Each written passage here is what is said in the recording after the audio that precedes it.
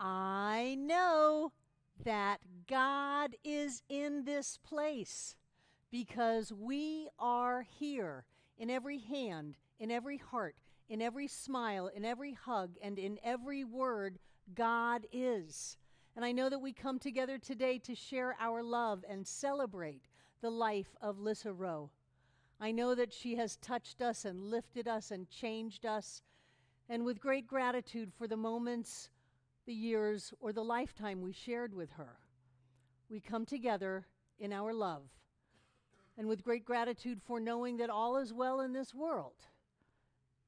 We simply release this into the mind of God, the heart of God, the body of God, because it is truly all God, and so it is.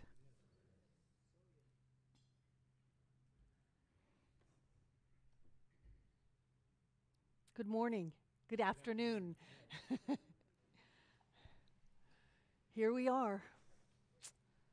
It happened so fast. And I know she wanted it fast, but I didn't. And yet we come together to share a special bond. The fact that our lives are better because this amazing being walked through them. For some of us, it was a short time. For some of us, a lifetime. But all of us were changed by Lissa Rowe. So welcome to our spiritual home. This was Lissa Rowe's spiritual home. This is the place where she blessed so many of us, and a place where she was blessed. She was here almost as often as the doors were open, and it worked for us, it worked for her. So being here today, celebrating her life, fits perfectly for me. Those of you that are not familiar with our teaching, our philosophy, we ask your indulgence. We'll probably say things in a way you haven't heard before. Nonetheless, this is the way that we do it, and it worked for Lissa. So thank you for your kindness to us today as we celebrate her life. And now we sing. These are going to run and just enjoy them. And thank you for everyone who sent photos in. And thank you, April, who spent a few days putting all of this together. David?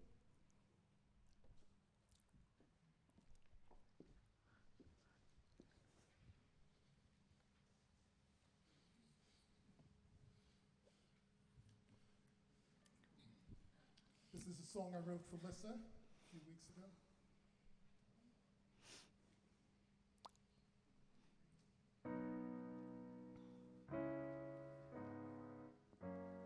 I see your candle burning bright as your day turns into night. When the veil is thin, I hear angels singing. Love connects us. Love is the essence. This one she was with David Holt. Love is I am. Love connects us. Love is the essence. Love is I am. Maybe you'd like to sing this with me. Love connects us. Love is the essence. Love connects us. Love is the essence. Love is I am. Love connects us. Love is the essence. Love is I am. Maybe turn to someone one more time. Love connects us. Love is the essence. Love is I am. Love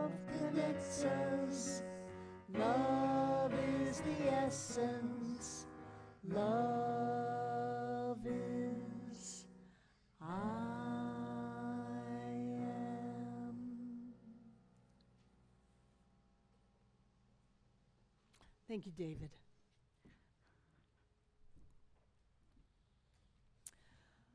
We had the privilege of watching Lissa turn into a mystic in front of our very eyes over these last few months.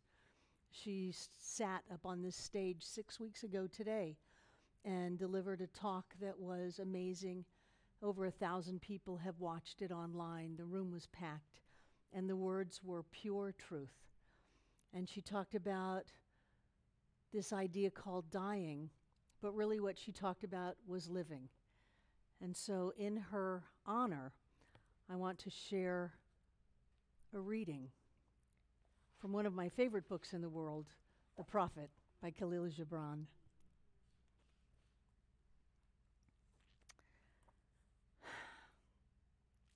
Then Almitra spoke, saying, "We would ask now of death." And he said, "You would know the secret of death, but how shall you find it unless you seek it in the heart of life? The owl whose night-bound eyes are blind unto the day cannot unveil the mystery of light. If you would indeed behold the spirit of death, open your heart wide unto the body of life. For life and death are one, even as the river and the sea are one. In the depth of your hopes and desires lies your silent knowledge of the beyond. And like seeds dreaming beneath the snow, your heart dreams of spring. Trust the dreams, for in them is hidden the gate to eternity. Your fear of death is but the trembling of the shepherd when he stands before the king whose hand is to be laid upon him in honor. Is the shepherd not joyful beneath his trembling that he shall wear the mark of the king? Yet is he not more mindful of his trembling? For what is it to die but to stand naked in the wind and melt into the sun? And what is it to cease breathing but to free the breath from its restless tides, that it may rise and expand and seek God unencumbered? Only when you drink from the river of silence shall you indeed sing. And when you have reached the mountaintop, then you shall begin to climb. And when the earth shall claim your limbs, then shall you truly dance.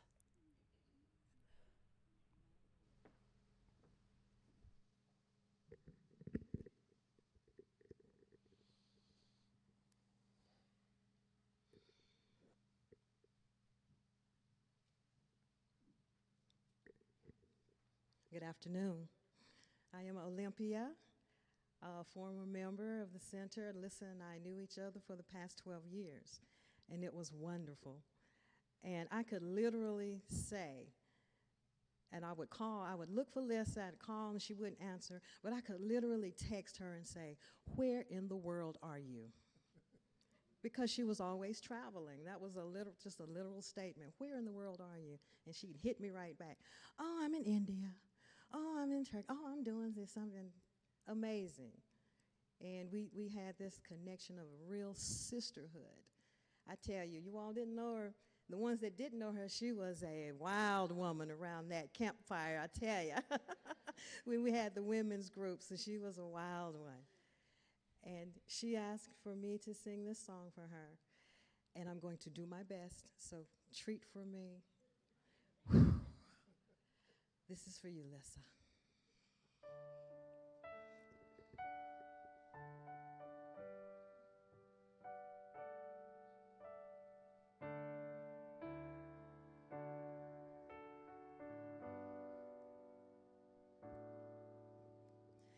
I am light,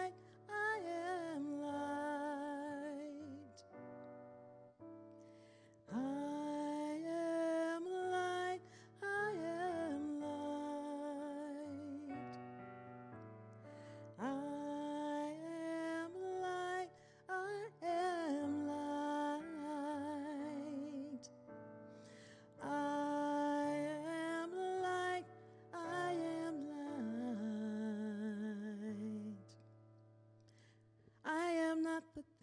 my family did. I am not the voices in my head. I am not the pieces of the brokenness inside. I am light.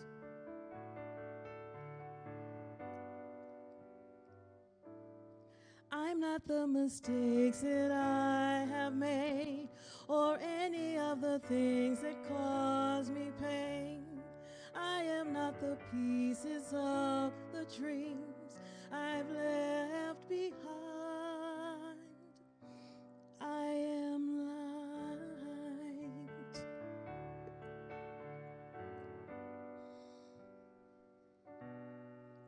I am light.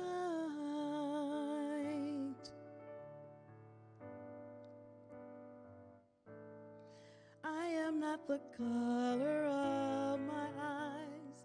I am not the skin on the outside. I am not my age. I am not my race. My soul inside is all light.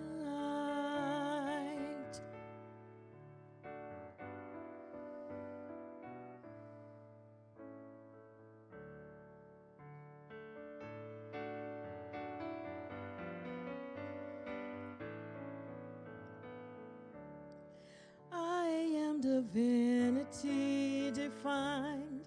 I am the God on the inside. I am a star, a piece of it all.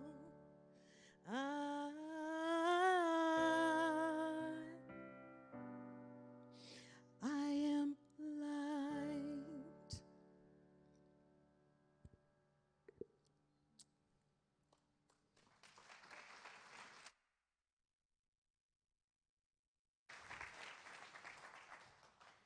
Thank you, Olympia and David. So I was told secondhand that Lissa only asked for two things. One was that song, and one was Rumi. But she didn't send any information about what Rumi poems, so I got to pick. So I've got 4 here for you. The first one is called The Guesthouse. This being human is a guest house. Every morning a new arrival, a joy, a depression, a meanness. Some momentary awareness comes as an unexpected visitor. Welcome and entertain them all. Even if they're a crowd of sorrows who violently sweep your house empty of all its furniture, still treat each guest honorably. He may be clearing you out for some new delight. The dark thought, the shame, the malice. Meet them at the door laughing and invite them in. Be grateful for whoever comes, because each has been sent as a guide from beyond. Welcome difficulty. Learn the alchemy true human beings know. The moment you accept what troubles you've been given, the door opens. Welcome difficulty as a familiar comrade. Joke with torment brought by a friend. Sorrows are the rags of old clothes and jackets that serve to cover and then are taken off. That undressing and the beautiful body underneath is the sweetness that comes after grief. This one's called Love Dogs. One night a man was crying, Allah, Allah. His lips grew sweet with the praising until a cynic said, so I've heard you calling out, but have you ever gotten a response? The man had no answer for that. He quit praying and fell into a confused sleep. He dreamed he saw Qadir, the guide of souls, in a thick green foliage. Why did you stop praising? Because I never heard anything back. This longing you express is the return message. The grief you cry out from draws you toward union. Your pure sadness that wants help is the sweet cup.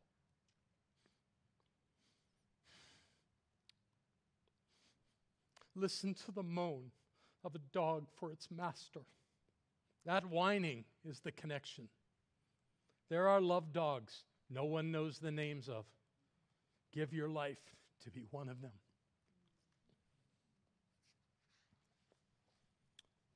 And in my meditation, Lissa insisted on this one. It's called dying laughing. A lover was telling his beloved how much he loved her, how faithful he had been, how self-sacrificing, getting up at dawn every morning, fasting, giving up wealth and strength and fame, all for her. There was a fire in him. He didn't know where it came from, but it made him weep and melt like a candle. You've done well, she said, but listen to me. All this is the decor of love, the branches and the leaves and the blossoms. You must live at the root to be a true lover. Where is that? Tell me. You've done the outward acts, but you haven't died. You must die. When he heard that, he laid back on the ground laughing and died. He opened like a rose that dropped to the ground and died laughing. That laughter was his freedom and his gift to the eternal. As moonlight shines back at the sun, he heard the call to come home, and he went. When light returns to its source, it takes nothing of what it illuminated. It may have shone on a garbage dump, or a garden, or in the center of a human eye. No matter. It goes, and when it does, the open plain becomes passionately desolate, wanting it back. And the Rumi we all know. Out beyond ideas of wrongdoing and right doing, there is a field. I'll meet you there. When the soul lies down in that grass, the world is too full to talk about. Ideas, language, even the phrase, each other, doesn't make any sense. Oh.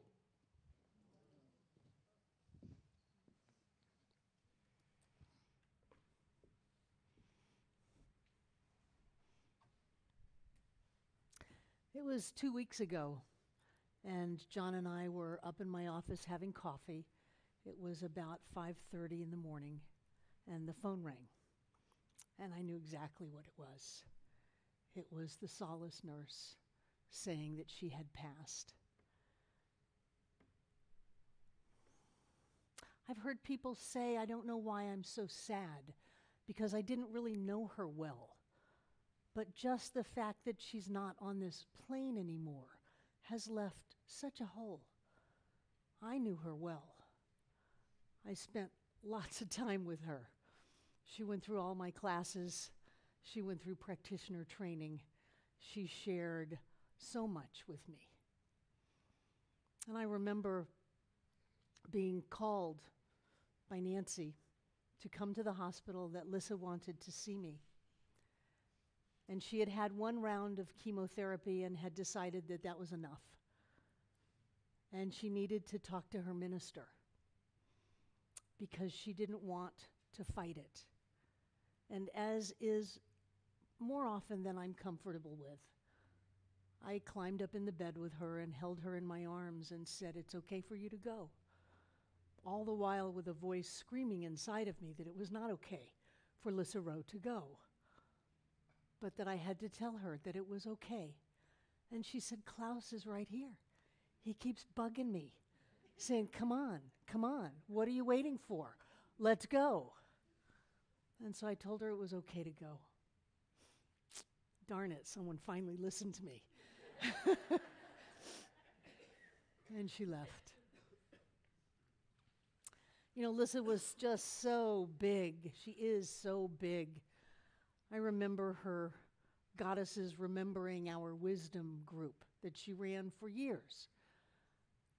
And anytime she said, I want to do something, I want to do a peace thing, I want to do a 12-month thing, I want to do this, I want to do that, I could just turn it over to her. And I knew that it would be handled well. I knew that I didn't have to worry about it. I wouldn't get any complaints about although some strange things did go on. But I knew who she was, and so I could trust her. There are a lot of stories in this room, and a lot are going to come out. But I just want to say how much I love Lissa Rowe and how sad I am that she's gone. even though I know she's out there making a lot of trouble for the angels.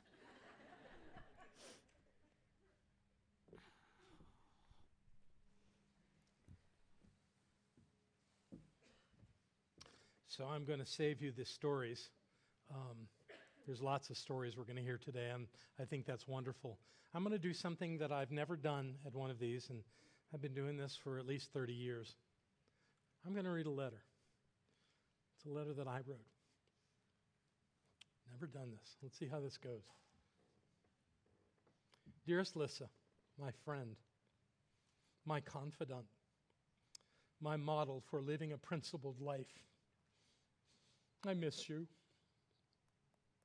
I miss your smile. I miss your kindness. I miss your sweetness and your beauty. I know it was the perfect time for you to move on out of this world into the next great adventure, but I miss you. I know you left consciously, with great clarity and intention, and still I miss you so much. I trusted you to be honest with me, and you never once fell short of that expectation. I leaned on you when I wasn't certain what to do, and you always helped me find my way. I called on you, and you were always, always, always there for me. I do not use the word friend lightly. I have so many people that I love and cherish. This room today is filled with many of them. But you have a special place in my heart that will never be filled by another. So I call you friend above all else. Your kindness and compassion were always foundational to who you were in the world. I suppose it's time for me to replace all this missing you with thoughts and feelings that better honor you, who you have been in my life. Perhaps it's time to refocus on all the gratitude I have for you. So here's what I know, Lissa Rowe. I'm grateful that you found this spiritual community and that you played such a big role in defining and demonstrating who we are. I'm grateful that your presence up-leveled the value of practitioners in this community. I'm grateful for all your assistance in supporting our last few practitioner classes. Your poise and elegance were always palpable as you shared your wisdom.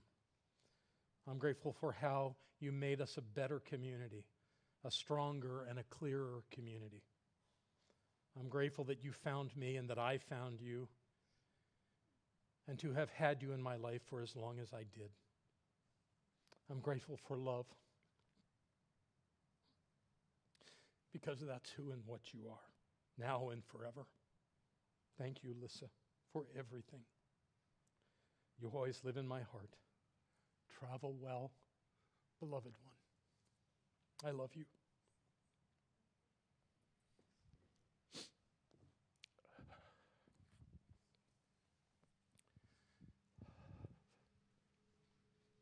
Elaine, you're up. So while Elaine is coming here, I will explain that we have several people that are going to speak to us, and then we're going to open this to whoever has words they want to share. We're starting with Elaine. How's that? Thank you. Okay. Can you hear me now? You got to speak right in there. Right on it? You got her? Breezy? About that? That's it. Okay. That's going to be hard because I am an extrovert and I kind of move around, but I'll do my best. So,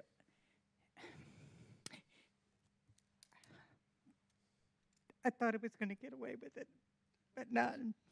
Anyway, there are several ways I had prepared remarks to talk to you to remember, Lissa. And I changed it around and around, and I changed it again this morning. And what really startled me yesterday was I was looking through my cell phone photos, and they were photos of Lissa's in my last trip, which I'm not sure if you all know that we went to France. We have planned this for many years. I mean, we talked about it and finally did it and said, okay, let's go. And in my phone was a picture taken of Lissa and I as we were celebrating our birthdays, 70 years of life, 40 years of friendship. And when I looked again at that photo, the date of that photo was November 10th, 2018. I went, oh my. So there are many things to say about that trip. I don't know if she ever talked to you or anybody. We developed books that we were going to talk, and we would call them the Granny Capers, because both Lissa and I were grandmothers of stepchildren. And this started as we were on our trip, trying to find our first bed and breakfast. We went up and down this road, trying to find the turnoff. And lo and behold, we were stopped by some of our gendarmes who didn't speak English, who wanted to know when we got there, what were we doing here, and we got the gist out of it. They stopped us because we were driving too slow. And that's one of the indications of somebody had too much wine. One of the gendarmes asked Lissa, because she was driving, "Do you drink wine?" She says, "Not today." So that started, oh, Lissa, this is a caper. We should make the granny capers on this trip. So throughout the trip, we added granny capers to it. She was going to take that home to, I think, Wade. Are you the writer? Who's Wade of this? You're the writer? She was going to take that home to Wade and see if they can make a book. I don't know if she ever talked to you about it. On that trip, we also lived in a car for a month because we went from place to place to place to place. Stayed at bed and breakfast, but our car was German. The GPS person who spoke was British. And so we named her Marge, and the car was George. And believe it or not, at the end of our trip, we missed them when we turned the car in. It was like, because they would already tell us, you got lost again. Anyway, that was the end of our trip. We decided to, in the beginning of it, we went to have a wine tasting. And the person who booked our trip arranged to have a 70-year-old bottle of wine that was bottled in the year of our birth, gifted to us. And Lissa and I chose to have that on the third week of our trip while we were on a riverboat cruise. So, and that's what we were celebrating, 70 years of life and 40 years of friendship, that picture. It takes us back, how did we get there? How did we get on that trip? Well, it started when I first met Lissa, and I don't think anybody knows how we did that. But you will remember when you see Lissa when she's totally upset. She's stressed. I walked into the ladies' room where we worked, and here was this person just like distraught. I mean, she was just beside herself. And I asked her, how can I help? She goes, I lost my grandmother's ring. I can't find my grandmother's ring. And I went, well, let us try to find it. So we went every place in the bathroom that she could have been and ended up going through all of the trash bins looking for her ring. We didn't find it. And when I saw her 2 days later, she said, it was sitting on my bureau, but thank you for helping. Now, so that's how we found it. And then as the years, we found out we had a mutual interest in skiing. I had learned to ski, and she was coming back to skiing after a while. And so we took a trip and was skiing. I don't remember which place it was, but I went, stop, got out of my skis. And she's like, what, are you hurt, are you hurt? I said, no, look, virgin snow, let's make snow angels. So we laid down in the snow on the side of the trail and made snow angels. And on that way back, we skied very late, and we were tired. We're trying to get back to New Jersey, and both of us were like sleepy. She says, talk to me about something. And I went, what do you think is the single most worst thing that's happening to this world? Without even blinking, she said, birth control. And I went, no, it's the management of technology. To the day she died, we have never resolved that particular discussion. So through that, we met people who skied. There was a group of women that we skied with every year that we started in New Jersey, and as our lives took us elsewhere, we agreed to meet once a year to ski together. And we did that for 15 years. And then, gosh darn it, Lissa found love, and so did I. And our lives changed just a little bit. But when we hit 50, we said, what are we going to do to celebrate our 50th birthday? Well, we went to Paris. Our husbands dropped us off the airport, and off we went. And we had such a good time, we said, you know what, we should do this every 5 years. So every 55, 60, 65, and 70, we went on a trip. We've seen, Paris, for sure. We went to Rome, Venice, and Florence. There's stories to be told there. We went to Egypt. And then we had to take small trips because I lost my husband, and she did. So we went to Key West. And we happened to be on Fantasy Weekend, I think. That was a big surprise for us. I said, Lissa, did you see that lady? Her butt was hanging out. We didn't know that it was Fantasy Weekend. We learned. So, and then, we took a trip to Nantucket, and then this trip to France was the big one. That was celebrating the 70 years of life. And now I have to find a way without her. There's not a place this bell. If you remember seeing it on her, we bought this. We each bought one when we were in Wyoming. The ring that I was talking to you, it's on one of the pictures there. That was the ring that we were looking for the first day that we met. Now, I think there's a number of things that I could probably tell, but they're not in my conscious right now. So I will turn the mic over to whoever is next, and thank you.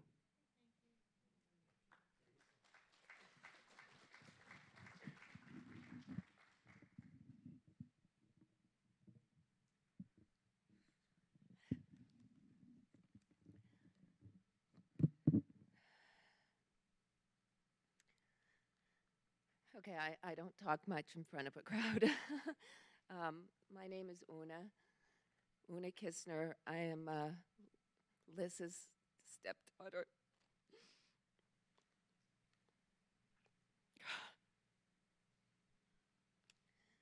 So when Lissa came into my life, I really didn't want anything to do with her. I really didn't. I was 26, and I was still mourning the death of my mother. But I could see how happy she made my dad. My mother had been sick for a number of years, and he was sort of renewed in a lot of ways. They had a big age gap, and he was out there, just couldn't wait to go see her.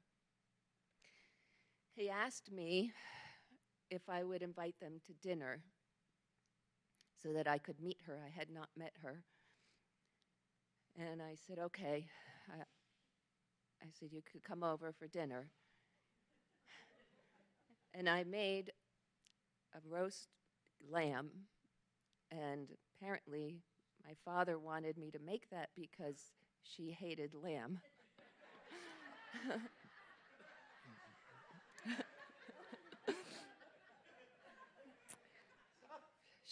She told me that she really actually did enjoy my meal, and I never had the heart to ask her again because I didn't want her to tell me that she really hated it.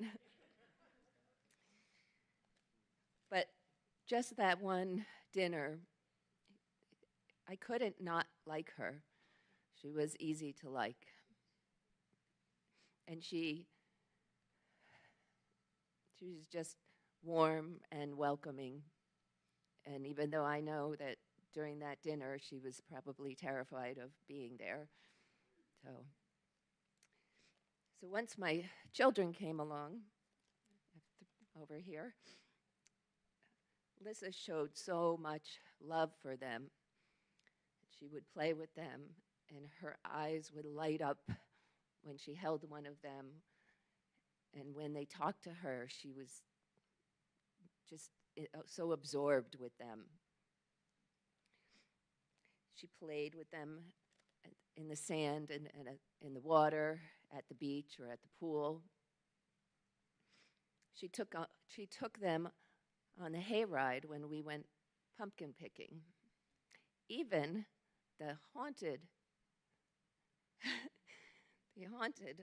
hayride with Natalie, because I wouldn't go.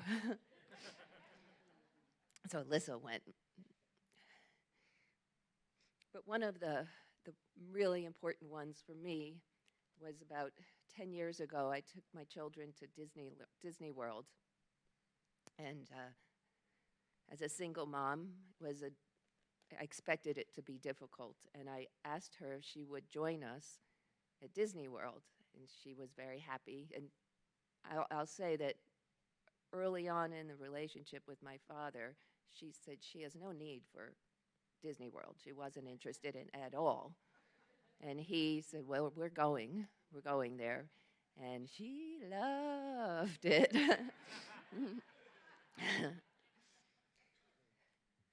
But I went to Disney World with the kids, and she was coming a day or two later.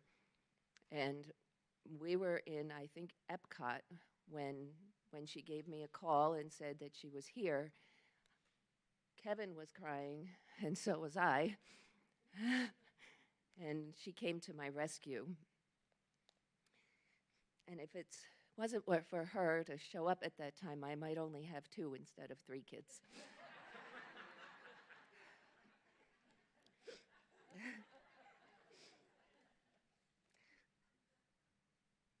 Our relationship grew significantly after my father passed away 13 years ago.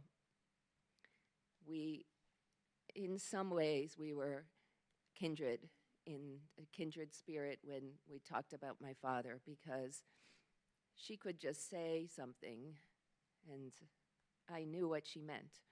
And I could say something and she knew what I meant.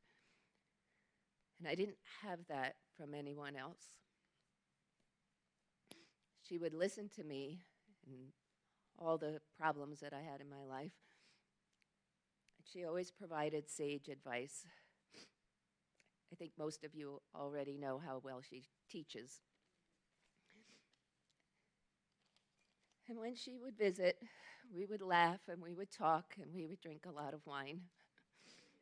We would go to kids' activities, baseball games, basketball games, graduations. And she couldn't wait to go and be there for the kids and for me. I often told Lissa that she would outlive me, given the ages of her mom and her grandmother. Losing Lissa has made a hole in my heart. It's right next to the one for my mom and my dad. But one thing I know about her is this, that when I need to talk to her, she's going to be listening. Thank you for all of that you've done for her, because she's talked about so many people. And I don't know you all, I don't know hardly any of you, but she talks so much about you. So thank you.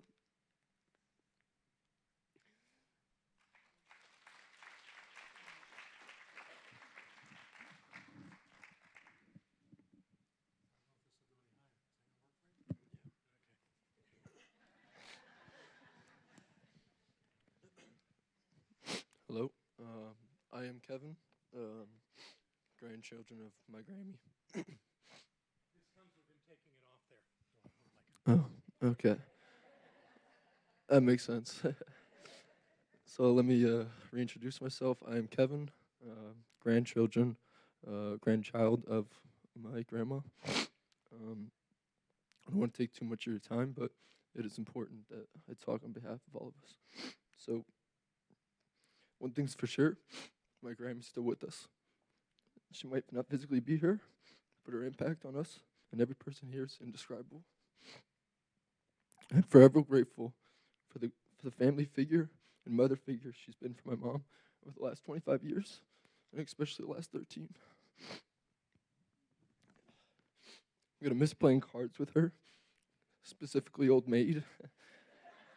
I don't know if she told you guys about it, but the Old Maid was just a card that looked like an old lady, and if you were the loser, you had the Old Maid. And she would lose a lot. But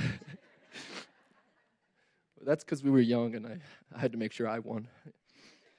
So I'm going to miss showing her movies that grandchildren shouldn't show their grandmothers. And I'm going to miss hearing that voice at basketball games when I would score, and she would say, "Yes." I can hear it like it was yesterday. Christmas won't be the same without her. She always would come for Christmas. I'm actually going to go back to your talk, or Grandma's talk that happened 2 weeks ago, or 6 weeks, is it? And one of the things she said was, in order to be okay with this thing called death, you have to perfect this thing called life. And I know if you guys know, everybody here knows Grammy, that she would do it all over again the same way. And maybe she'd go visit a few more places, but she'd do it with all these people in this room. And I wasn't there to be with her every single day, but you guys were. So I'm forever appreciative of that. And I just want to say thank you. And I love you, Grammy, and we're all going to miss you.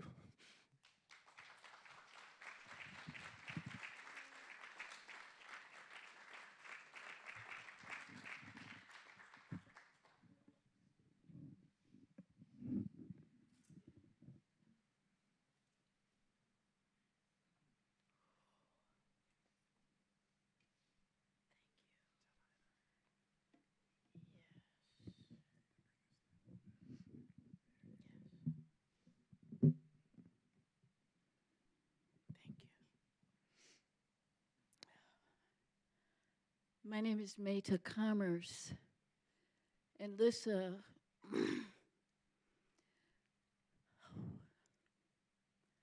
Lissa was part of our Story Medicine community. She was one of the leaders.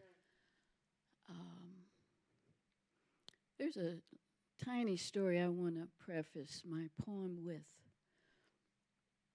I met her 5 years ago. She was sent to me by a mutual friend. And she came into the room, and I had just, we had just gone through a move. And I have a cat named Onyx. And Onyx hates to move. Literally. Onyx, when I got her, she had PTSD. And I didn't know that until after I had adopted her and taken care of all the business of getting her. And the woman said, well, she was 11 months old at the time, and she said, I have to tell you, Miss Commerce, she has been adopted and returned twice since she was born. So I'm sitting there, and, Onyx is still not settled. And I mentioned to Lissa what had happened around the move. And, it was terrible trying to get Onyx out of the old place and into the new. And she looked at me and she said, she thinks she's going back to the place. Just like that, She understood what was going on with Onyx. And from that point on, she had my attention. Because you have to be highly spiritual in order to understand things like that. So that was my introduction to her. And my sense of her never changed. And I just love her. I will always love her. So I wrote this poem. I just call it For Lissa.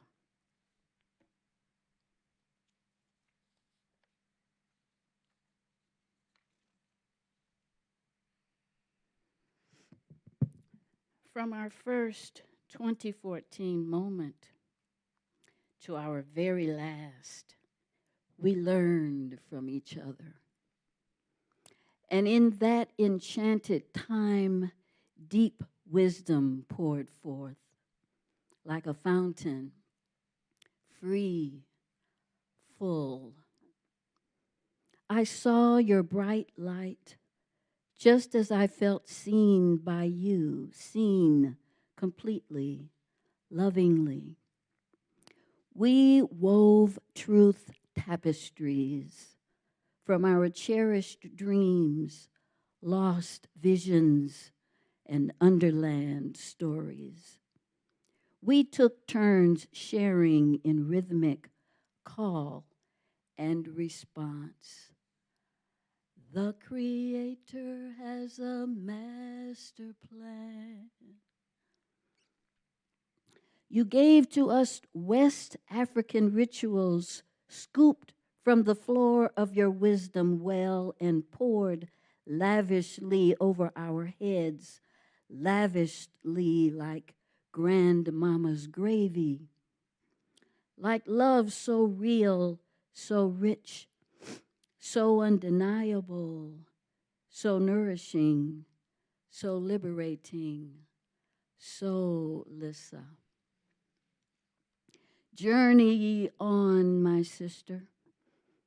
I hate to see you go, but since you must, then I joy. Knowing, watching you move on, not solemnly, nor in drudgery, but lightly, brilliantly, on purpose, with a skip in your step, a smile on your face.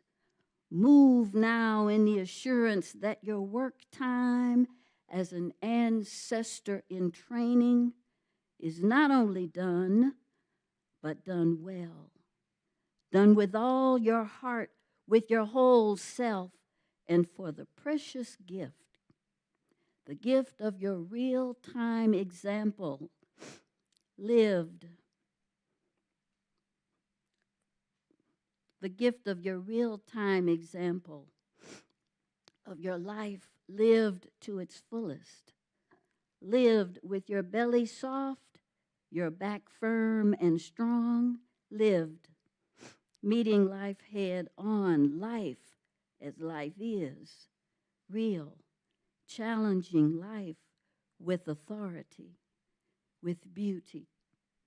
In the short time we knew you, for the precious gift you gave to us, we are ever so very grateful. You journey on now, shining your sweet yet persistent light of oneness. Yeah, yeah, yeah, yeah, yeah, yeah, yeah, yeah, yeah. Ashe.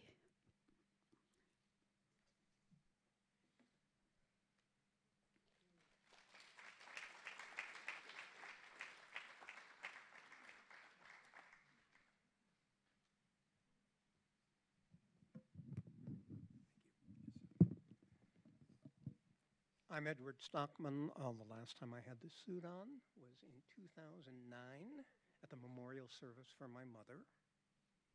So I wore it today for you folks. The grandchildren and Una, you all were so important to her. You meant so much to her. She told me stories, which I don't have time to get into today, Plus, I don't want to embarrass anybody. She was like a sister to me. She came down to my home many times for dinner. I had lamb shish kebab. I don't know where she didn't like it. She always liked my shish kebab. But also, she cheated at cards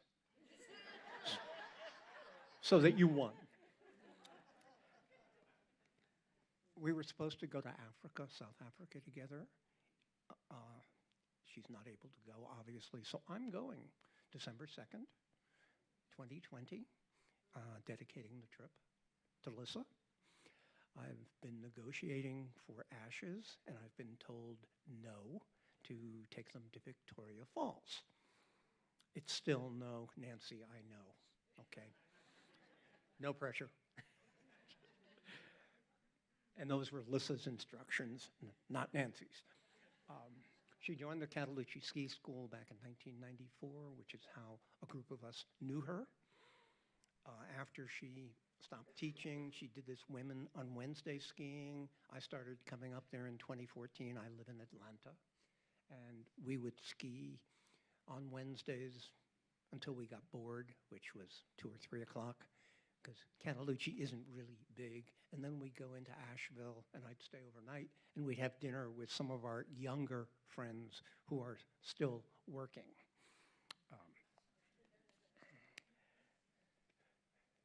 In ski school, skiing, we have something called the National Academy. It's done in Salt Lake City outside of it, Snowbird. It's the best of the best are the people who teach us. And Lissa went to 2 national academies. One of them, on the elective day, she took snowboarding. And she was taught snowboarding, her group, by one of the people on the snowboard demo team, a nice young man. They had such good time that they kidnapped him all afternoon, and he taught the group. One of the other times she was at National Academy, there was a woman called Murmur Blakesley. She was on the demo team way back when, and her specialty is teaching people about their fears. She's written a book, if you're interested, called The Yike Zone. And Lissa was a prime candidate for the book, and she bought it and read it, and sort of, Murmur was her ski guru. And somebody in our audience is sort of ski married to her, only when they ski. He's got a wife and kids and grandkids and all of that stuff. We traveled together. Lissa had an interesting way of dealing with bed sheets. I'm sure you've seen it, Una. She would come into the bedroom, and she would take the sheets, and she would undo them all the way around. She did not want them tucked in. And I'm sure, Elaine, you can remember that too. I mean, this was her. Probably need more to drink. But anyhow, so we traveled together and we skied together. We went to San Diego together to try to see how we got along together traveling. And we were able to last 5 days and 5 nights before we would kill each other. So, hey, we were smarter than a lot of other people. You know, they just went and fought. So we then planned, she was going to quit skiing in 2016. I talked her into going to Aspen to try it out one more time. So we went out to Aspen. I wouldn't let her take her old skis because they probably would have broken. We got her on a pair of skis. She fell in love and kept on skiing again. Then came the big trip, Australia, New Zealand, 2016. Wow. She did all the accounting of our daily expenses in her head. And she had it down to a penny. And so we evened up at the end of the trip. I was there for 48 nights, 9 time zones, 12 different flights. Lissa was there even more. Our TripAdvisor didn't hear us that we could live 5 days and 5 nights. The original trip was planned for us to be together for the whole 49 days. We would have killed each other. We would have killed every sheep in Australia and New Zealand. They would all be dead. So the poor travel agent had to redo the trip. And we were together in the beginning in Melbourne, and we picked up the rental car, and I got elected to drive. Now, you all know that they drive there on the wrong side of the road. The first roundabout, we have the GPS. And their roundabouts aren't like our roundabouts. They don't have 4 roads. They have 7, 8, 9. I'm in the roundabout going the wrong way. Driving. No, I'm going the right way, but the wrong way from what I'm used to. I'm going left around the roundabout, and it keeps on, go left, go left, go left. And Alyssa's saying, go left, go left, go left. And I must have gone around maybe 5, maybe 6 times before I could work the vehicle over to the left to be able to make that left-hand turn.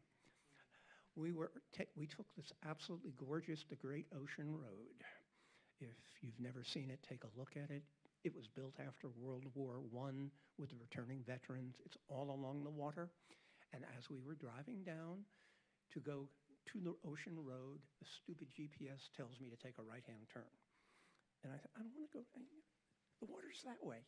But Lissa says, go right. And I said, fine. I didn't want to fight. I went right, and of course, maybe a quarter of a mile, U-turn, U-turn, U-turn. I didn't like that GPS. Did not like it. Our first night in Melbourne, we had, I decided to be brave and try a fish. I don't normally eat fish, and I got the fish. I got the whole fish. I got the head. I got the tail. I got the whole thing.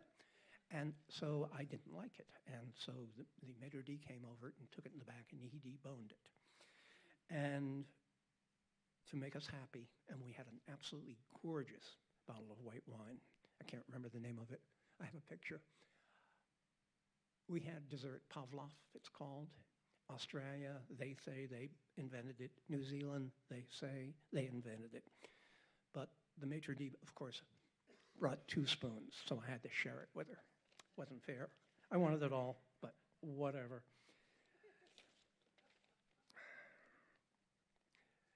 We were back together again. We had about 5 days in the beginning, and then we were apart for about 2 weeks. She went that way, I went that way. And then we ended up in Sydney, Australia.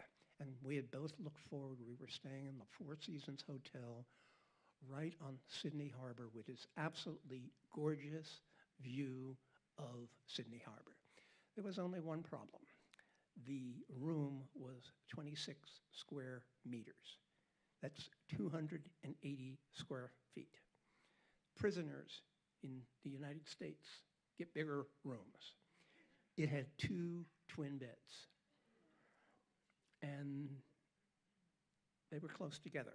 So every night we would, Lissa mainly, would move the beds apart. And then, of course, she would unmake the bed. But the view was to die for.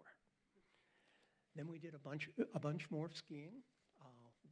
We did, gosh, I'm trying to think, Mammoth, Aspen. Mammoth was interesting. They had 8 feet of snow. Normally it takes you about 3 hours to drive from Reno to Mammoth. It took us 5 hours with chains on a van. I'm a Yankee, and I still know how to drive in the snow, but it was scary. And then our last trip was just this past March, and she was already not super, and I had a bad cough and just miserable, but we spent a lot of time and a lot of happy trips. Y'all, thank you kindly.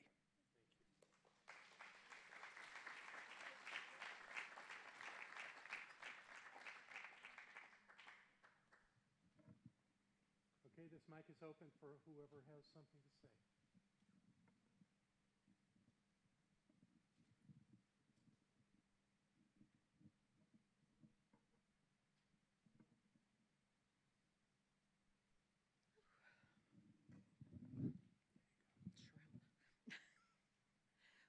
name's Judy, and exactly a year ago, Lissa welcomed me to this home.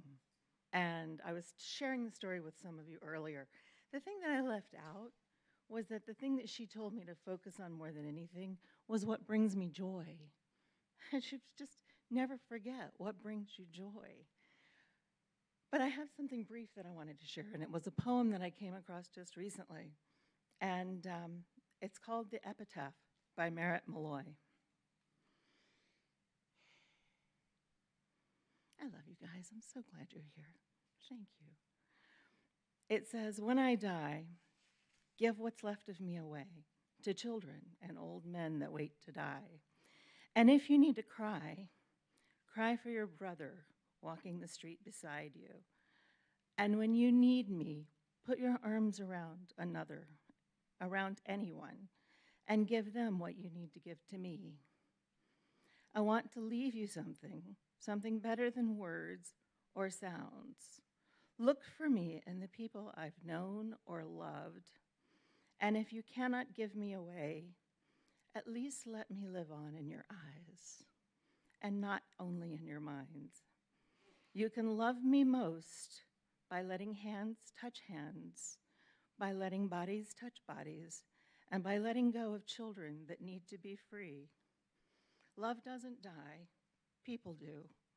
And when all that's left of me is love, give me away. Thank you.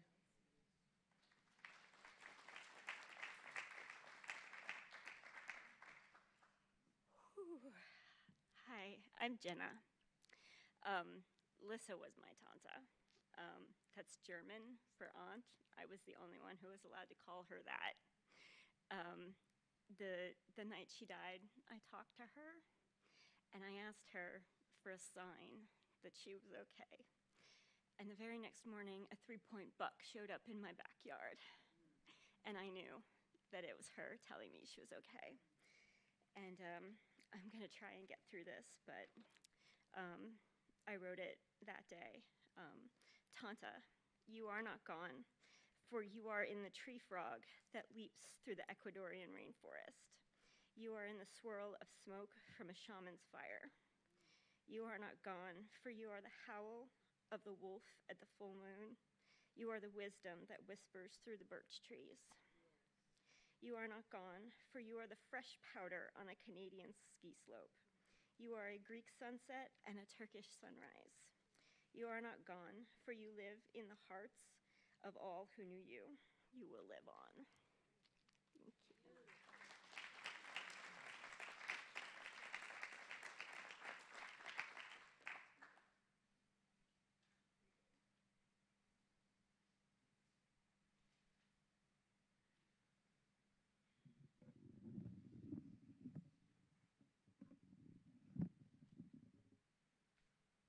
Good afternoon. My name is Paul, and at the suggestion of Mr. Stockman over here, I started teaching skiing at Catalucci in 1995, where I first met Lissa. Ski school is a pretty interesting place.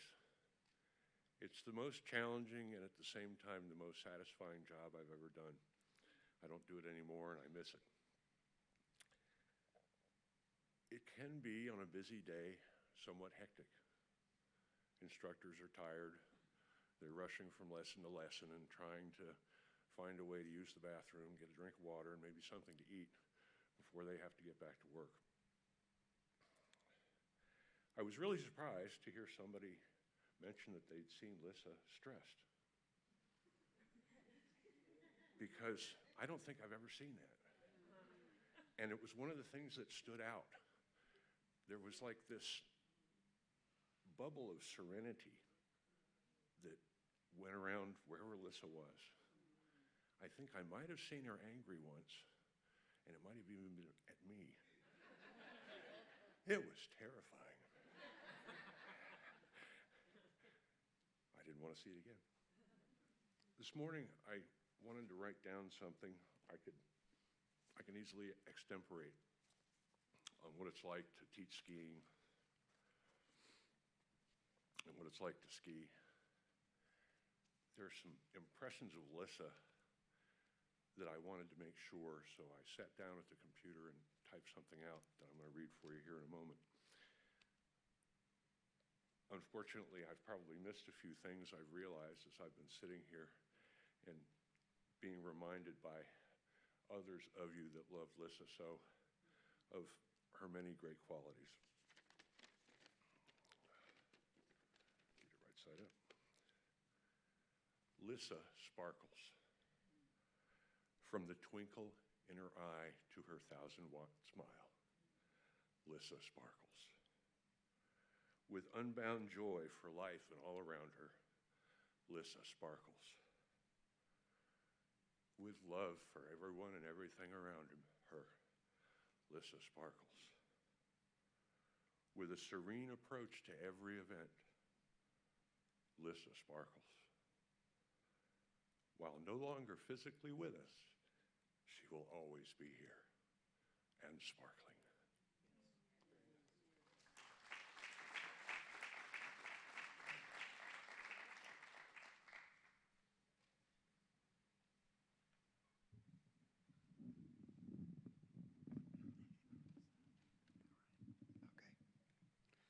Hi, excuse me, I'm Andra. I first met Lissa in this room, and after that we talked several times, and we talked about our lives and her life and my life, and I thought to myself, this person gets me. Not a lot of people do.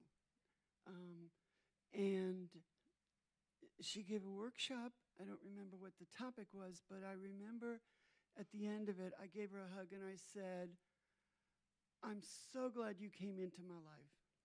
I love you. And that was it.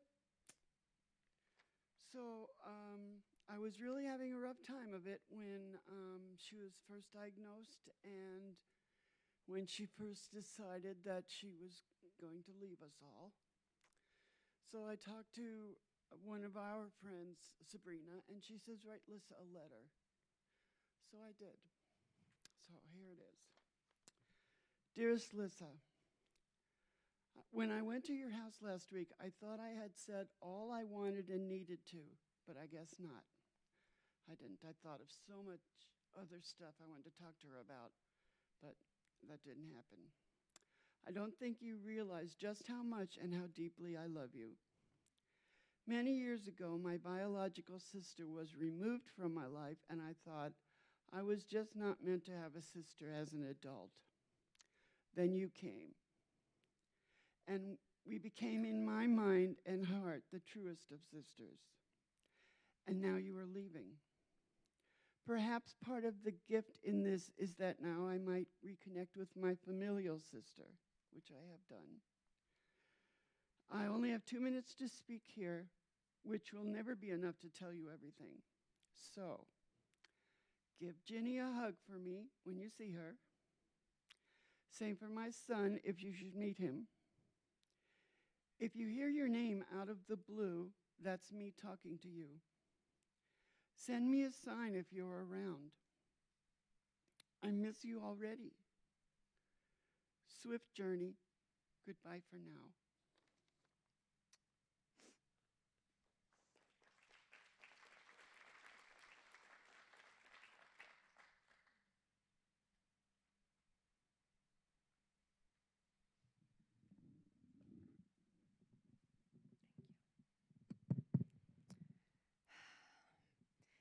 In 2009, I met Barbara at shopping center place anyway, and she was telling me that she was gonna go to this meeting and she was part of this group, and I said, I wanna do what you're doing. She said, but I'm like, what? You need to be part of the Center for Spiritual Living. I'm like, what is that? My husband and I had just moved here from Florida. So I decided to follow through, went with Barbara and met Lissa and 2 other ladies who were part of this group. And that's how we got here, my husband and I, in 2009, and we are very grateful. Lissa has been part of my life since then. in many, many different levels. She helped me to grow up spiritually, emotionally, to become the human being that I am today. I am grateful for her, for everything that she is in my heart. I always call her my big sister. My husband and I decided to do different things, and we had not been here in the center for a period of times. 3 weeks ago, I found out that she was dying. I called her. I really wanted to see her. It didn't happen. We made several appointments. She just didn't have the energy, and I understand. But the first thing that she said to me, just love and peace, and know that I am that. And don't cry for me. I'm crying. I'm in peace. I'm living, but I'm not living. She is with all of us in our hearts. Thank you.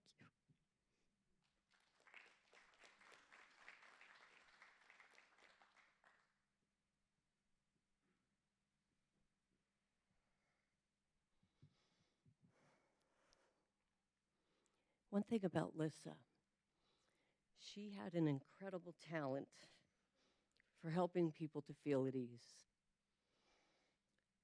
When you were with Lissa, you knew that you were the most important person on the planet, no doubt. She was the teaching assistant for our Prac 2 class. We were 7 of us, so I dubbed us the Magnificent Seven. And the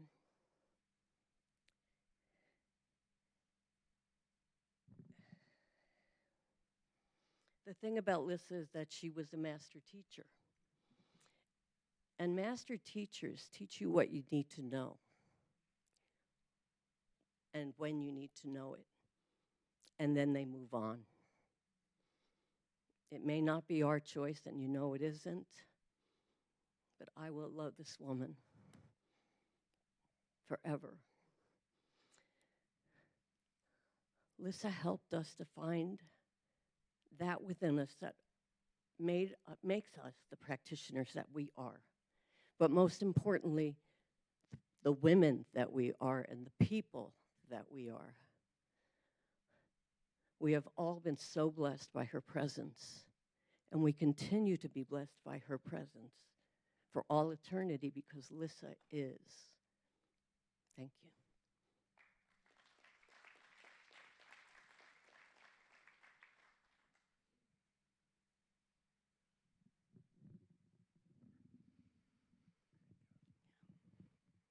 I'm Mary.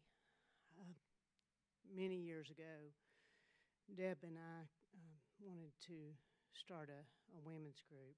And we asked Barbara who should be in it because of what we were wanting to do was give back, and Barbara recommended Lissa as one of the people.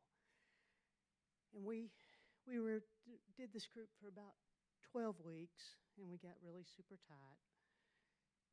And then it was time for me to stop leading it. And I was feeling ambiguous about it. And I was talking to Lissa. And Lissa said, well, it's time for me to start leading it. And she did. She took that women's group and made it something so special and so amazing. And she always said one of the things we talked about a lot was traveling and all of the places that she went. And she would, on Facebook, give me little messages about where she was doing and what she was doing. And when we went to see her at the very last, she said, I always thought that I would die just by going out and setting it up against a tree. She said, but it's too cold.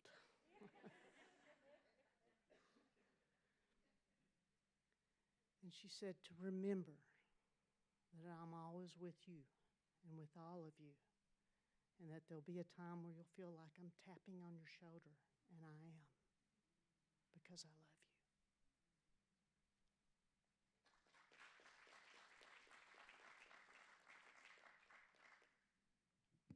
Mary said a lot of what I was going to say, but I met Lissa in the women's group that Mary and I did together, and many of our other closest friends that we have from the center because of that group. The one thing I remember about Lissa was her, the way she made you feel when you were around her. You were one of the most special people. One of my best memories is I didn't know she was sick, and I was shopping at Earth Fair, and I was walking up to Earth Fair, and she came running out of Green Sage and said, "Deb, love, there you are," and she hugged me and loved on me, and I just her and Kate Grayson, and it was just that's who she was. She was a very loving person. And I remember when she would do treatment, sometimes she would get so into it, her legs would just shake, and you'd think, oh, my God. And then we would clap, and then I would go, oh, that's right. Francis Leahy says you don't clap at treatment. It was so funny. They can argue about it now. I remember when I went to go and see her, I said, wow, we were talking about, I said, you're going to get to see Klaus, and you're going to see Dorothy and Francis and all these people, and she said, I'm going to go find Ernest Holmes, and that's what I'm going to do. And, she was just a joy, and the way she lived her life is the way I want to live the rest of my life, is traveling, playing, loving people that matter to me, and she'll always have a special place in my heart, always. And I'm just grateful that I got to know her here at the center, and I'm grateful that you were all here and we got to see what she meant to you. I'm glad you had her. And she did tell me, I'm going to come tap you on the shoulder. Is that okay? And I said, absolutely. So I was cooking Friday night. I volunteered I was cooking a meal for a women's group, veterans retreat, and that song Aquarius came on loud and clear, and I was like, she's tapping my shoulder right now. And so I'm just very grateful. Thank you.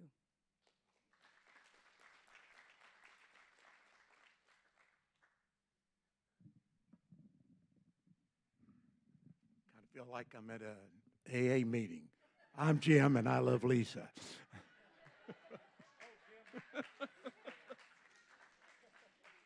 I'm part of her ski family, and these folks that are sitting over here, a lot of my colleagues from Cataloochee, and I just wanted to share a couple of quick stories about Lisa that I've, one very personal, and the other one kind of exemplifies what she was. So Lisa and I were charged with training the new ski instructors one season. So we dusted off our plans from years past and other people's plans from years past and got ready for a 2-day session of taking candidates who wanted to be ski instructors and teaching them for a couple of days and then deciding which ones were actually ski instructor material. And it was a great plan. Well, the problem was we had no snow, 0 snow. We had mud, but we decided not to use the mud. But so we had 2 days of this whole group of people to teach them how to ski without any snow and to decide whether they were ski instructors and could ski without any snow. And I looked at Lisa and I said, what the heck are we going to do? And, Lisa just looked at me and she said, we'll manage it. Let's go over here and sit down and start. And, her creativity that you all know, when you say she's a master teacher, I would just kind of follow her lead. She would say, okay, no, we're going to work on this. And I'm like, okay, sure. All right, we'll do that. So anyway, we got through 2 days of that, and we actually, I think some of the people who are sitting over here were actually in that class or that 2-day clinic and got hired and are top skiers now. But this is the personal thing I wanted to share. Lisa and I had a lot of special moments together on the ski slopes, but we're riding a chairlift one day, and we're sitting there, and we're talking about, as ski instructors do, talking about how to ski better while we're riding up the chairlift. And she said, let me tell you something I think might help you. And I said, okay. And she took her ski pole, and she reached down to the tip of about 2 inches from the tip of my ski, and she slowly ran that ski pole down the edge of my ski all the way down under my foot. And I looked at her, and she said, "Do you know what that is?" I said, "I'm waiting." And she said, "That is the erogenous zone on your ski." And she had this wicked look on her face and that big twinkle in her eye. And I said, "Uh-huh." And she said, "If you'll ski on that more, you'll like it."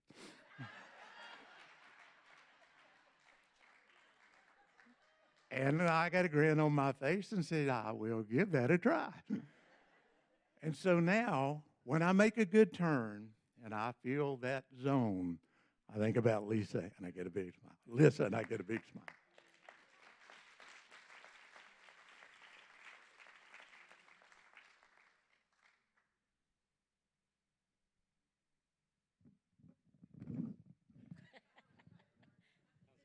Thank you. My name is Margot.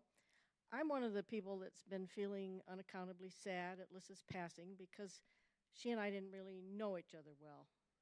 And when I sat down to think about it, I realized the reason I was feeling so sad is because I had seen the effect that she's had on this entire community and even on me.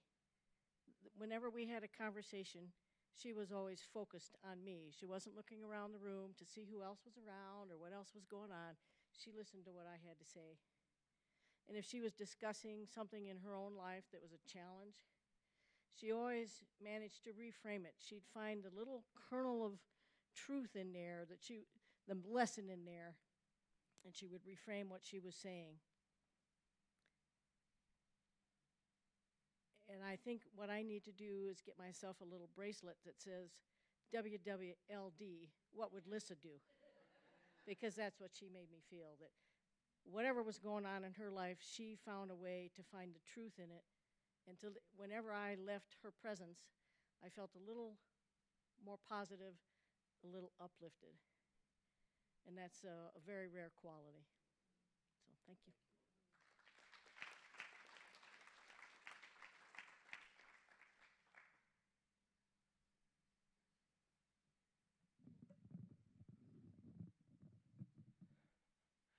I've been trying to think of how to describe my friendship with Lissa. And probably the best is the way that she often described it, is that unexpected and unusual friendship. I think there were like 30 some odd years in our age difference. But we met January 1st, 2009 at the Firewalk. And we signed each other's release forms. And I think one of us made a joke about, well, we're voluntarily offering up potential death or disfigurement. So here's a witness for me. And we started talking about how she had, I think a couple of years before, lost her husband. And I had, experienced the death of my fiance and children. And we bonded through grief and that love that doesn't die when someone dies. And from that night forward, we were the closest of friends. And she was the one that I could call with anything. And she, even if she didn't know how to help or what to say, just having her there, knowing that she was there, changed it and made it better. We did a lot of things together. We had a lot of adventures. I got her to Harry Potter World. And we traveled, and we had actually planned to do a trip. We were supposed to go next week, or this weekend, to the Redwood Forest in Colorado, or in California. And so one of my last visits with her, I promised her that I would go, and she promised me that she would haunt me from the back seat. And I can't say that I am ready to live in this world without her.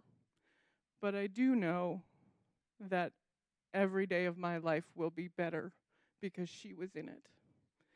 And a lot of people, she was the teacher, she was the mentor, she was the wise woman.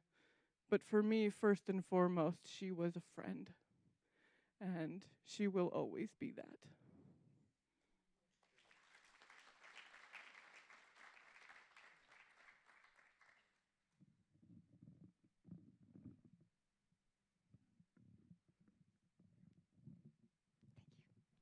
Hi, my name is Michelle, and I want to tell you about my friend Lissa. My friend Lissa was always there for me. Always, no matter what happened. And I'm a person who creates a little drama in her life. And it was, those of you who laugh know me, and it's because of Lissa that the drama has subsided. Because what happened for me here when I came to Asheville was I didn't know anybody. I was here all by myself in this house on a mountain in which I did not know how to live, with a road that I did not know how to take care of. And I met Lissa in our speech class. We were doing public speaking. And Lissa was a person who would get up and talk and say all these brilliant things. And I thought, well, if you're going to pick a friend, pick her. So I did. And we spent a lot of time together. I am a teacher of the 4 agreements. I teach Toltec wisdom, and that initiated in Mexico. Lissa went with me to Mexico, and we had an absolutely extraordinary experience. I took her with me because I thought she could understand what the people were like in a way that maybe I didn't understand.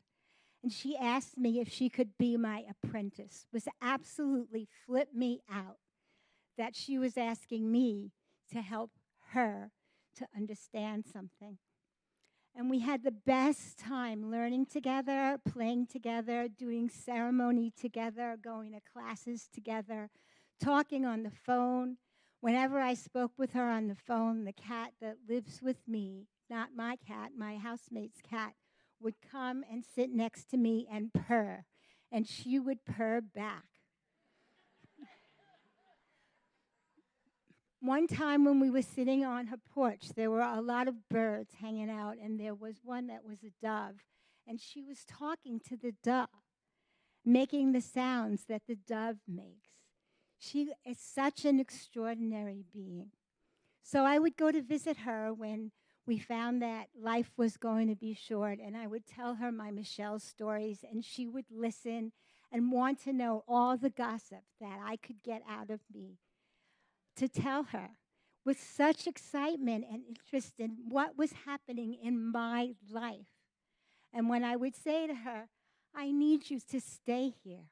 I love you. I don't do well without you. She would say, I will be around.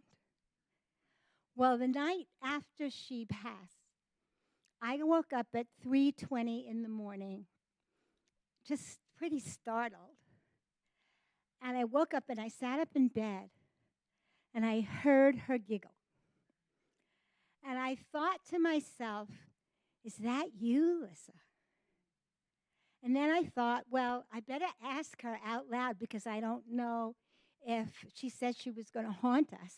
I don't know if spooks can hear. So I said, Lissa, is that you? And this is what I heard. I can't say she said it, but I don't know what goes on in the mystical world, but this is what I heard.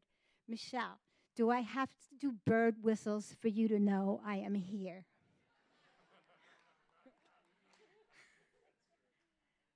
So for those of you who did not know her, when you have a feeling in your heart to be a friend, be it. For those of you who did not know her, when you want to say something to someone that you might second guess yourself about because you don't want to hurt their feelings, find a way and say it. When someone calls you and says, I'm sad, I'm needy, I don't know what to do, find an answer. That is how we will keep Lissa alive, and she will always be alive in my heart.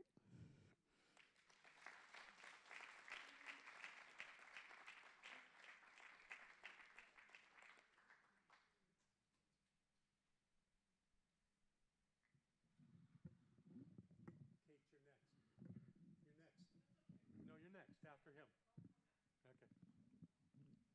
I'll try to be brief.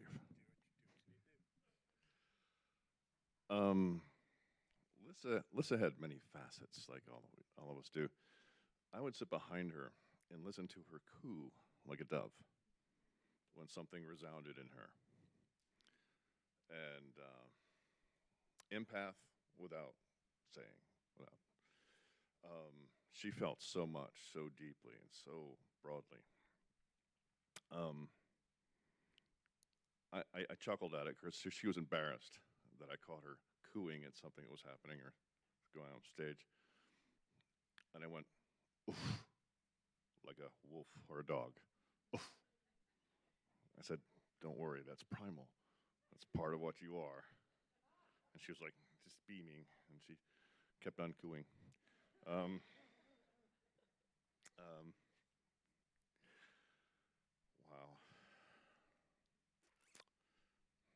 I know that we don't end, ever. This universe one song. Energy is never destroyed, never goes away. It just changes state. Electricity turns into light. Light turns into warmth. The greatest minds in the world, Tesla's ether, the mystic, the wonders. What is it? Modern science, ancient wisdom, what holds everything together? A wise man went to Tibet to ask the question, what holds everything together? What is this force that's in the emptiness that's not really empty? What holds everything together? What is this mystical thing? And on top of this mountain, he asked these Buddhist monks, the great ones, and they all agreed when the ancient one spoke, what is this force? He said, compassion. Compassion comes before empathy. Lissa is, without a doubt, compassion. When we treated together, we didn't use words, because words just get in the way. We had no words, everything flowed, and at the end, she thanked me.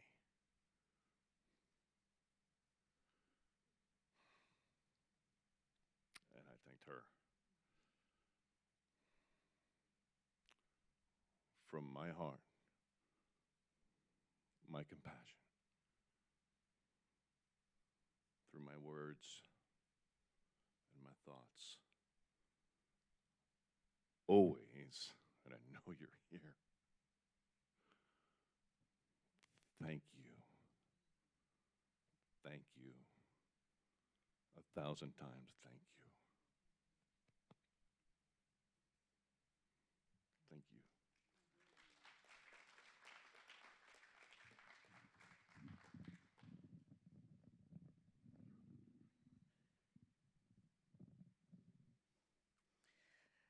It was just 2 years ago that Lissa and I went through our ministerial training, and we had talked a lot about it before we both got started in it, and who we were going to do it with, and where we were going to go, and how that was going to unfold. And then we chose. Lissa chose first, and I quickly followed in her footsteps because, where else do you want to go but where Lissa is on her path? Because when I chose my mentor for prac training, I thought, who are the practitioners that I want to emulate? And so many people went and chose Lissa, but I chose her mentor, and because Lissa was who she was. And so 2 years ago, in November, we were ordained within a month of each other. And at her ordination, she danced in the aisles, and we all got to dance with her. And at my ordination a month later, she came up and grabbed me, and we were dancing in the aisles again. And last night, when I was just thinking about today, that song came on by Danny and Lizzie. It's called Dancing in the Sky. And it's the most beautiful song. I've heard it for many years now. And I know that that's exactly where Lissa is dancing in the sky. And embracing each and every one of us whenever we do that. And when we smile, like we're saying, when you smile at someone else and the compassion is there, and when we reach out and we say hello and we have that reciprocity of love, that is what Lissa gave each and every one of us, and for sure it's what she taught me.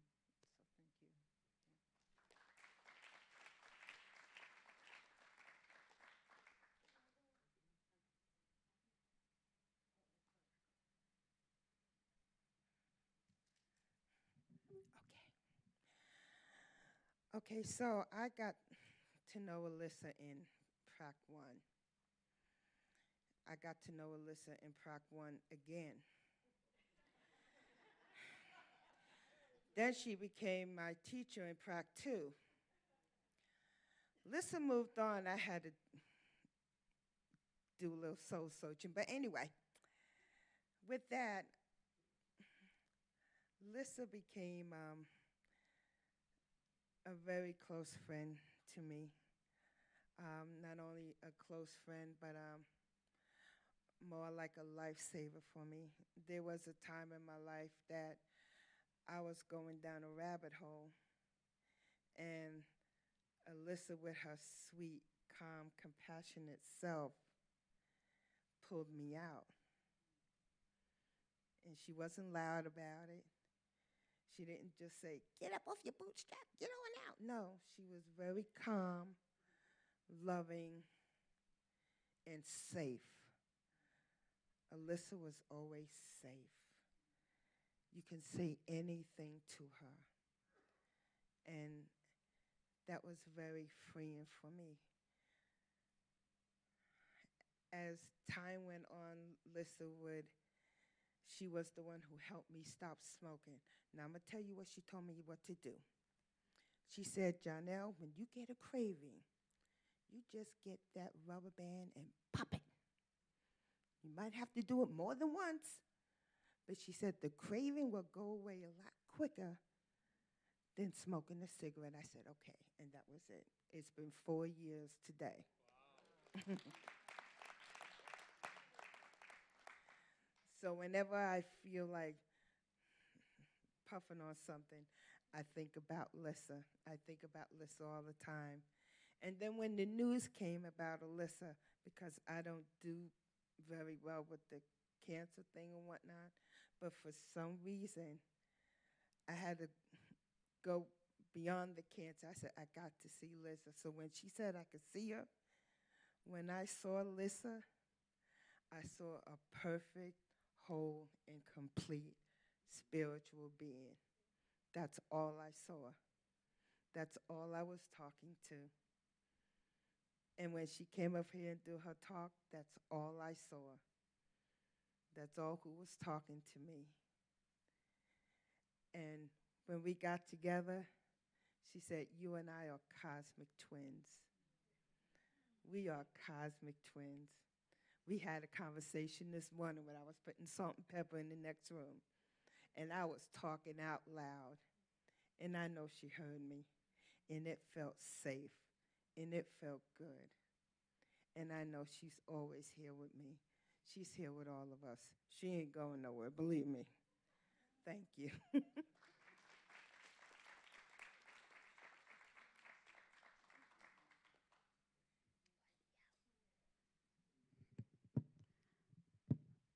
What I want to share is my honor for Alyssa as a teacher. She was an amazing teacher. And I want to share with you what I can feel and sense in the room. I can feel all of you in the motions that are going up and down, but then I can feel the bliss of Alyssa. It is amazing. I've been over there going kind of in and out of consciousness. So I want you to know from the bottom of my heart, she is so happy. She is so filled with bliss. And what I saw this morning was her skiing. And I did not know that she was a huge skier. But that's all I saw this morning was skiing. I was like, what is up with the skiing? But I understand now after you all shared the stories. And I don't really emote the sadness that some of you are emoting. I feel your sadness, and that makes me sad. But Lissa was the clearest example of choice I have ever seen. On that day that she spoke, and I had a chance and I had an opportunity to talk to her, she goes, I thought about you and whether or not I wanted to stay. And she was like, no. She goes, I don't want to stay. And she goes, you must have chosen to stay. And I said, well, apparently, because I'm still here. But she chose to leave us. And I want you to know that she's in a really beautiful place. And for me, it's just about the honor of she was a shaman, and she was a teacher, she was a mystic. And I just want to share with you that anything is possible. And that's my share.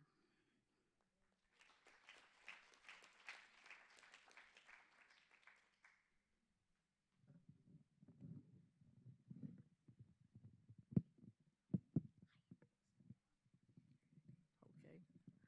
Hi there. My name is Peg Holmes, and I met Lissa at Catalucci. And we discovered we had lots of things that we like to do, like sew and knit. So we visited probably every fabric store in the greater Asheville area. I have a vast collection of fabric, and I know that Lissa also had a collection. More recently, we would meet every Tuesday at Panera's, or excuse me, the first Tuesday of every month. We would meet at Panera's on Hendersonville Road, and we would solve the problems of the world. And Lissa also became my taxi to the hospital. In the last several years, I've had both knees replaced. The shoulder got messed up because some kid on a snowboard hit me, and I tore my rotator cuff and a couple of muscles and separated the shoulder. And she came and she spent the night with me after I got home from surgery. And she would always come and she'd pick me up, and then she'd stick around until they put me to sleep. And she would come in after they finished whatever it was they had to do. And Lissa became a special person.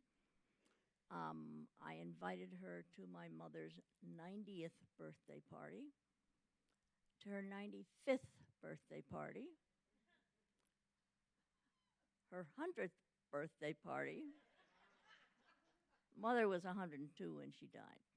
And Lissa came to the funeral, and I was very appreciative of that because it had snowed the day before the funeral, so a lot of my out-of-state relatives were not able to come. But she came because she knew how to drive in the snow. So I know I'm going to miss her, but she's there. Thank you.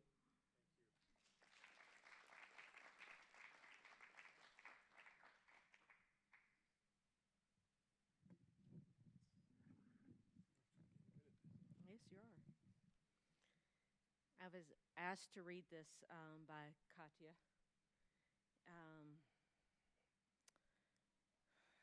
Lissa was a joy to know. She was playful. She was knowledgeable. She was filled with glee.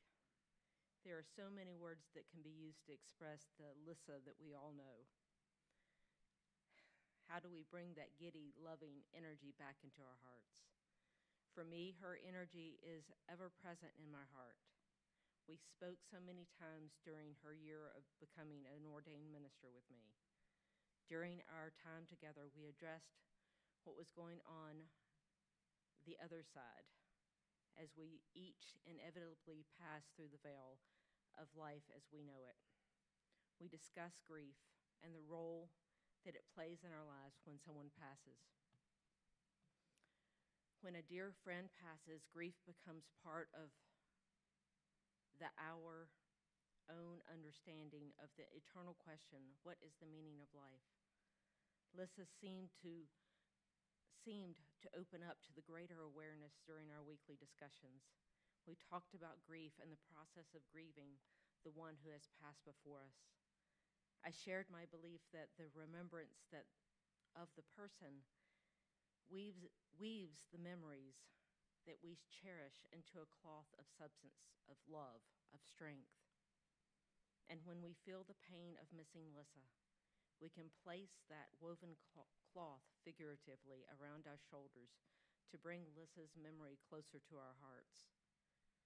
That is what I am doing now, cherishing the memory of my friend, remembering and cherishing the exceptional being that is now etched into my soul. I love you, Lissa, wherever you are.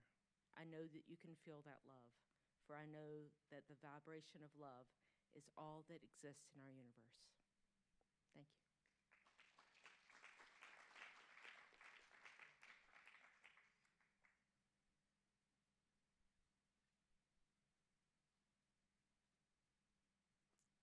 I guess it fits perfectly. Yeah, I was Alyssa's practitioner mentor, and it was such a blessing to be that for her and with her. Every month we'd go out and have a lunch together, and then it was and those lunches were filled with love and peace and God, expressing that her recognition of God and my recognition of God. One of the things that I really loved about her at in meetings that we'd have at practitioner or whatever meetings is that she would be so clear about what she wanted, and there's this grace about her that she said, and she'd be have a particular job she'd been doing for a month or however long, and she said, it's time for me to put this down, and so if anyone wants to pick it up, they can, and I recognize that as just a flow in life, and that she was able to do that rather than, well, I wonder if they'll think about that or that, just allowing that to happen. And then when I'd see Lissa in a hall, and then she would say, "Oh, you're a reflection of me," and then I'd say, "Yeah, and I'm a reflection of you." So there's this kind of recognition for both of us of God, and she's such a blessing for me and for all of us, and I give thanks.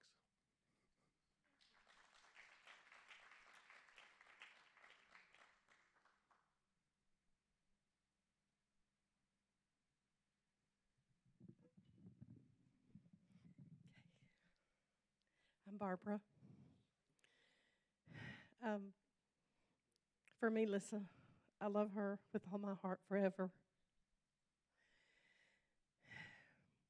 One day, many years ago, I was sitting at the table, very pregnant with my first child, and I was opening the mail. And I started to open one of the letters that came from a friend of mine who was in Switzerland on a spiritual teacher training course. And before I even opened it, I began crying. And when I opened it, then I saw that she had given the master there a picture of me. and he handed her some bluebells, Swiss bluebells, and he said, "Send these to her," with a little mirth. And tears just flowed. And what I realized was that no matter how far away, whether we're here on this physical plane or where we are, that darshan that came from that master came all the way from Switzerland and completely burst open my heart.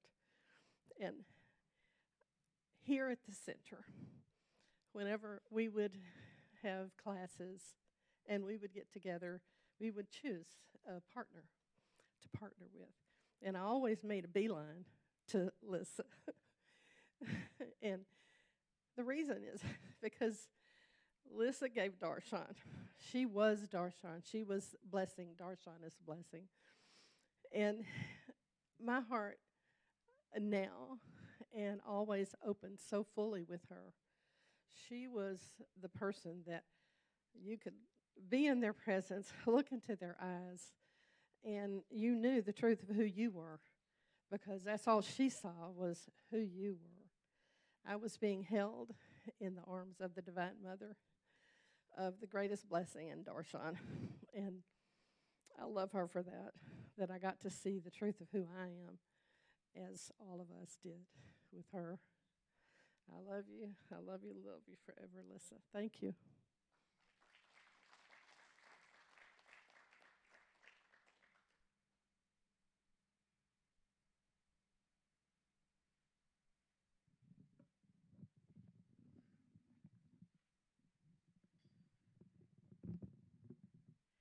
Not exactly my favorite place to be, in front of a group and a crowd. I'm more likely to share one-on-one. I met Lissa, well, I became deeply connected with Lissa during my Prac 2. She was my mentor. It wasn't an easy process for me to go through Prac 2. It was a lot of grief, a lot of emotional stuff, and she was there every week. It didn't matter what. She was there in my office or at tea or whatever. She took that journey with me completely. She shared with me later that when I asked her, she said to herself, "I'm a novice. I don't know what I'm doing." She just showed up and she was a presence. And she told me in the hospital, she told me that when I thought I was unclear, I was always clear. And so she asked me to step in and be a presence with her. From the day she went into the hospital, I was there every day but the last 3. I would go to the hospital an average 3 times a day to see her. I moved in with her for 2 months, and I feel so blessed and have so much to share, but it's just too much. I learned to eat soft-boiled eggs every day. And she knew that it had 80 calories from a friend. But I held her hand right before I gave her, she took her pill, and we held hands afterwards. I give her a pill at 10 o'clock, one at 6 in the morning, one at 7 in the morning. She liked to joke that I was a sadist who came in and woke her up. But she always had a smile. She always had such joy.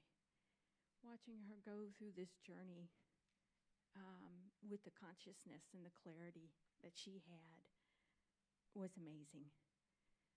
To know that each person we encounter is our mirror, it was amazing to see that this was mine. There's so much that I'm going to miss, but she's not gone. I know that. She was she helped me through my grief. I guess that's why she picked me, because I've been there and I know this is not real. So I'm the last sharer, and one of the reasons I'm the last sharer is that there's a song that Lissa made with the help of, or she gave the words for it with hospice. Hospice has a musical therapist that comes out, and they help the person that's transitioning to create a song. And the lady asked her, what words would you say to people after you're gone? And these are the words that she wanted us to all hear, to all know. So.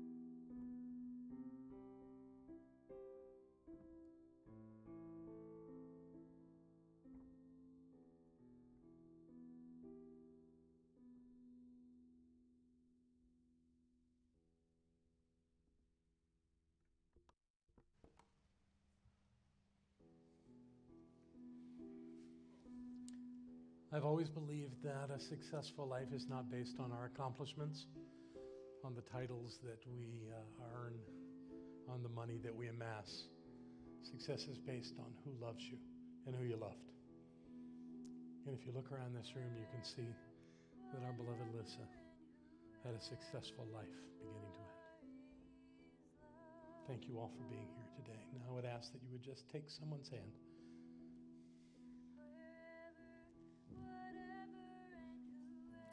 So I offer a prayer of gratitude, a prayer of gratitude for this one, Lissa Rowe, who has touched all of us so deeply, who has given us gifts beyond our imagination, who has called us to be who we've come here to be and to do what we've come to do. She modeled that so well for us. So in this moment that may still have grief, let's remember that it also has love, and that life is good, and that life is God. And as Lissa knew so clearly, all is well. And with that assurance, we simply let this be our truth today and always. And we say together, and so it is. God bless you all. Thank you.